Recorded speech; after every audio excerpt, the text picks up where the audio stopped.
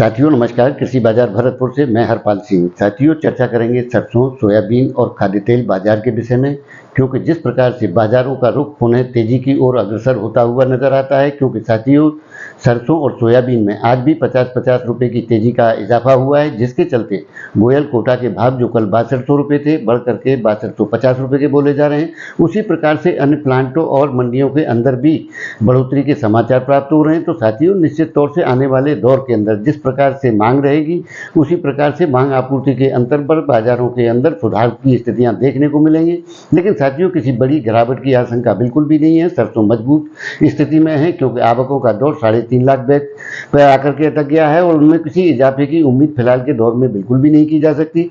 लेकिन साथियों जिस प्रकार से सरसों तेल को समर्थन मिला हुआ है, उसी प्रकार से सरसों खल का भी जबरदस्त समर्थन प्राप्त है। क्योंकि जो 2700 रुपये वाली खल थी वो 250 रुपये बढ़कर के 2950 रुपये के भाव बोले जा रहे हैं। लेकिन साथियों जब तक बड़ी तेजी की उम्मीद नहीं की जा सकती, जब तक भारत सरकार का खाद्य तेल उद्योगों को कोई समर्थन नहीं मिलता है, यानी कोई नीति निर्धारण या दिशा निर्देश नहीं आता है, या विदेशी बाजारों में कोई बड़ी उथल पुथल की स्थिति पैदा नहीं होती, जब तक बड़ी तेजी की उम्मीद नहीं की जा सकती, बाजार एक इसी दायरे में घूमते हुए प्रतीत होते हैं। और आने वाले दौर के अंदर भी बाजारों में किसी प्रकार की गिरावट की संभावनाएं तो बिल्कुल भी नहीं है। लेकिन बड़ी तेजी की स्थितियां तभी बन सकती हैं जब कोई विशेष प्रकार की स्थितियां पैदा हों।